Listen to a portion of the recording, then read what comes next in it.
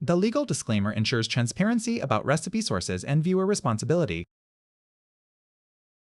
Recipe source: Malaysian Home Cooking, a treasury of authentic Malaysian recipes by Sook Ching, page 154. Reference with Tarkar BBC Good Food, Roti Jala, Tarkar Percipes, Sekar BBC Good Food, Konkar Recipes Roti Jala Malaysian Net Pancakes, HTBCs, Sekar Tara BW, BBC Good Food, Recipes Roti Jala Malaysian Net Pancakes. Taste Atlas, Roti Jala Traditional Pancake, from Johor, HTTPCs, 6 Atlas, Taste Atlas. Roti Jala HTTPS 6e Atlas, Taste Atlas. Roti Jala. El Mundo Eats, Malaysian Net Pancakes, 6e Atlas and 6es, HTTPS 1. El Mundo Eats, Net Pancake Roti Jala, HTTPS, www El Mundo Eats, Net Pancake Roti Jala, Jala, Malaysian Net Pancakes, Roti Jala, Malaysian Net Pancakes, www. Recipe Winners, Roti Jala, Malaysian Net Pancakes, HTTPS, www. Recipe Winners.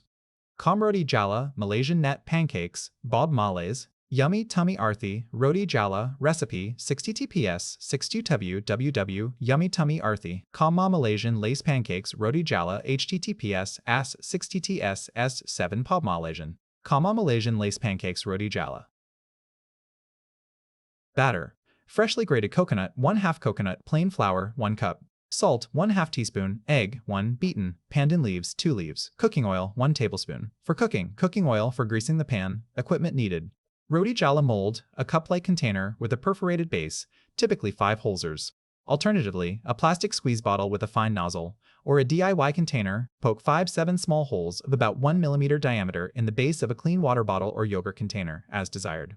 Non-stick frying pan or crepe pan, as desired. Wooden spoon, as desired. Mixing bowl, as desired. Clean tea towel, as desired. Small plate to catch drips under the mold, as desired. Here are the written ingredient list. Preparation steps. Step 1. Extract the coconut milk. Take 1/2 of a freshly grated coconut and place it in a bowl.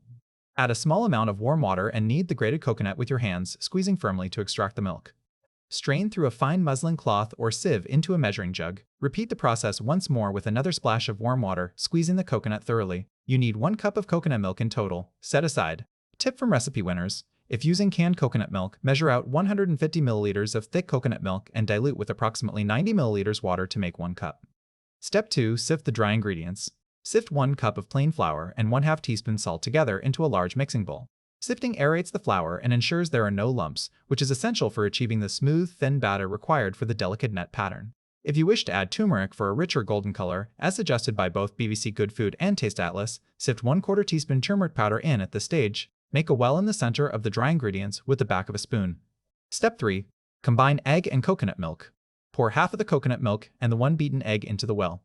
Using a wooden spoon, gently stir the egg and coconut milk into the flour, gradually drawing in the dry ingredients from the sides of the well. Stir in a circular motion until you achieve a smooth, thick paste. If the mixture is too thick, add a little more coconut milk to loosen it. Step 4. Beat the batter until smooth and bubbly.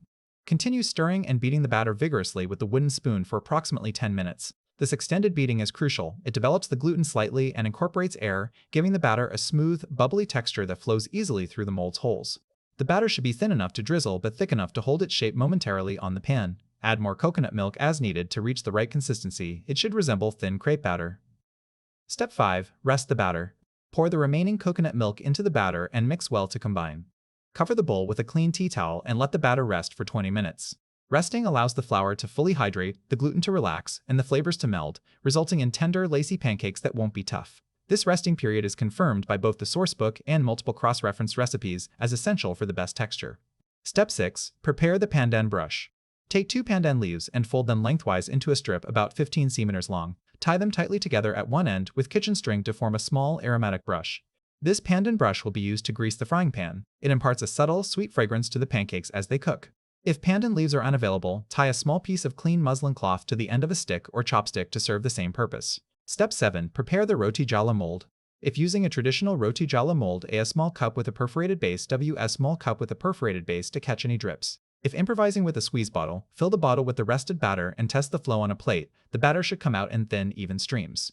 If using a DIY container, ensure the holes are approximately 1 mm in diameter and not too many. As noted by El Mundo Eats, Too many or too large holes will create a dense, pancake-like texture rather than a delicate net. Cooking steps. Step 1. Heat and grease the pan. Place a non-stick frying pan or crepe pan over medium-low heat and allow it to heat through. Dip the pandan brush into cooking oil and lightly coat the surface of the pan. The pan should be hot enough that the batter sizzles faintly on contact, but not so hot that it browns immediately.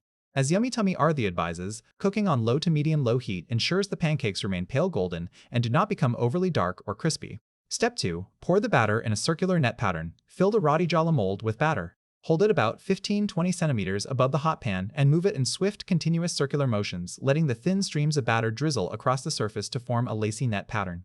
Work quickly. The batter should create intersecting circles of thin strands rather than pooling into a solid layer. The goal is an open, web-like design with visible gaps between the strands. According to recipe winners, keep your hand moving constantly and do not go back over the same area, as this would make the pancake too thick and ruin the net effect. Step 3. Cook until set. Let the Lacy Pancake cook undisturbed for approximately 30 seconds to 1 minute, or until the batter has set and the strands are no longer wet on top. The edges will begin to curl slightly and lift away from the pan. As BBC Good Food notes, these pancakes cook very quickly. Watch them closely. The pancakes should be pale golden in color, not browned. Unlike regular pancakes, the sourcebook and El Mundo Eats both note that you do not necessarily need to flip Roti Jala. It cooks through on one side due to its thinness. However, BBC Good Food suggests a brief flip for a lighter finish. Either method works.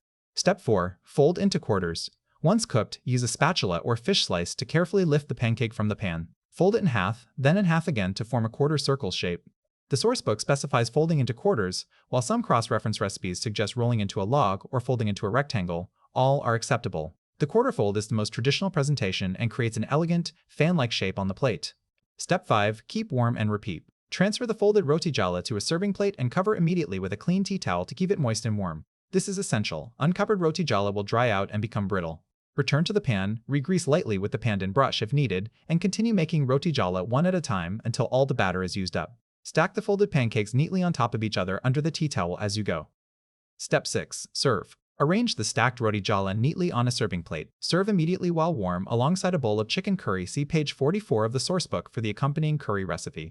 Roti Jala is traditionally eaten by hand. Pick up a folded piece, dip it into the curry sauce, and enjoy. The lacy gaps soak up the curry beautifully, making each bite intensely flavorful. As Taste Atlas describes, it is typically served in sets of 3 to 4 pieces per person.